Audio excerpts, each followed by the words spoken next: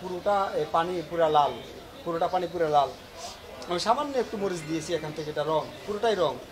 আপনি কাশ্মীরি মরিচের নামে আপনি এই আপনার রান্নাঘরে নিয়ে আসছেন।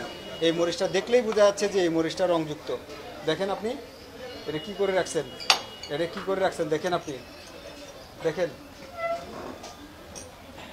দেখেন ওই যে নিচে জমছে কি জমছে, আর পুরোটা পানি পুরা লাল, পুরোটা পানি পুরা লাল। আমি সামান্য একটু মরিচ দিয়েছি এখান থেকে, এটা রং পুরোটাই রং। আপনি রাঁধুনি বা অন্য কোনো ব্র্যান্ডের একটু মরিচ আপনি মিশাই দেখেন, সাথে সাথে বুঝে যাবেন আপনি। তাহলে তাহলে স্বীকার করতেছেন আপনি, এটা কালার দেখলেই তো বোঝা যাচ্ছে যে এটার মধ্যে রং দিয়েছেন। আমি প্রথমে ভেবেছিলাম রং আলাদাভাবে রং দিয়েছে, পরে বলে যে না কাশ্মীরি মরিচ। কাশ্মীরি মরিচ কোনটা? এইটা।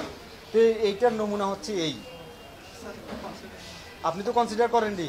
আপনি যদি এইটা দেখে আপনি এইগুলি সবগুলি ফেলে দিতেন তাহলে আজকে আপনাকে আমি জরিমানা করতাম না। আপনি মানুষকে তো কনসিডার করেন, এগুলো খাইয়েছেন দিনের পর দিন।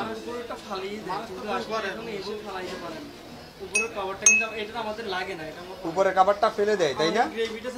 এটা এটা এটা ফেলে দেয়, এটা ফেলে দেয়। খুব চালাকি দেখাচ্ছেন আপনি, খুব চালাকি দেখাচ্ছেন। উপরেরটা ফেলে দেয়, উপরেরটা ফেলে দেয়।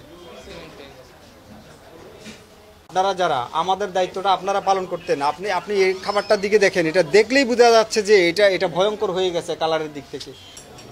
এই কেমন কথা? সামান্য একটু থাকলে আমি বলতাম যে আপনি গরিব গুনাকে দিয়ে দিবেন, কিন্তু আমরা এটা ফ্রিজে পেয়েছি সকালের না, এটা ফ্রিজের। এই প্রতিষ্ঠানটার নাম হচ্ছে ধাবা। এখানে অননুমোদিত কেমিক্যাল ব্যবহার করতেছে, এটাই হচ্ছে মেইন। অননুমোদিত কেমিক্যালগুলির মধ্যে হচ্ছে যে আতর পর্যন্ত ব্যবহার করতেছে। আপনাদেরকে যদি যেটা বলি, এটা আমরা কেউ কল্পনাও করতে পারি না আতর ব্যবহার করবে খাবারে, আতর। এরপরে গোলাপ জল, কেওড়া জল ব্যবহার করতেছে। এই যে কাশ্মীরি মরিচ একটা বাজার ছেয়ে গেছে, আমরা এই কাশ্মীরি মরিচের উৎস খোঁজার চেষ্টা করছি। কাশ্মীরি মরিচটা রং ব্যবহার করতো আগে, তারা সরাসরি রং ব্যবহার করতো। এই রংটা ব্যবহারটা আমরা তাদেরকে এই একটা ফরম্যাটে নিয়ে আসছি, রং ব্যবহার করলে আমরা কঠোর ব্যবস্থা নিচ্ছিলাম, রং ব্যবহার আর করছে না। এখন এই রংটা কাশ্মীরি মরিচ হয়ে আবার তাদের রান্নাঘরে চলে আসছে। তো এই কাশ্মীরি মরিচ ব্যবহার করছে, সে অনুমোদিত মশলা ব্যবহার করতেছে। আমরা এই প্রতিষ্ঠানকে 1 লক্ষ টাকা অর্থদণ্ড করেছি। আর উপরে যে প্রতিষ্ঠান, এটা হচ্ছে যে প্রচুর পরিমাণ পুরাতন খাবার, পুরাতন চপ, পুরাতন গ্রিল, পুরাতন চিকেন বল, পুরাতন বিফ, পুরাতন চিকেন কারি, এরকম প্রচুর পরিমাণ। আর হচ্ছে যে বিরিয়ানি থেকে মাংস উঠে রেখে দিয়েছে, রাইস সহ সেই মাংস অরুচিকর অবস্থা, এটা দেখলেই অরুচি লাগবে। তো এখানে আসলে অ্যারিস্টোক্র্যাটিক শ্রেণীর মানুষেরা এখানে বেশি পে করে এখানে খাবার গ্রহণ করে। এটা যে প্রশ্নটা করেছিলেন, এটা আসলে এটা কেউ প্রত্যাশা করে না যে এরকম অ্যারিস্টোক্রেটিক জায়গায় এরকমটা হবে।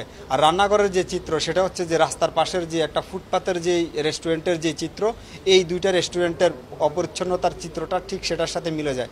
বরং এটা কোনো কোনো ক্ষেত্রে আরও খারাপ, মন্দতর অবস্থা। তো উপরের প্রতিষ্ঠানকে আমরা 1.5 লক্ষ টাকা অর্থদণ্ড করেছি, দুইটা প্রতিষ্ঠানকে সর্বমোট 2.5 লক্ষ টাকা অর্থদণ্ড হয়েছে।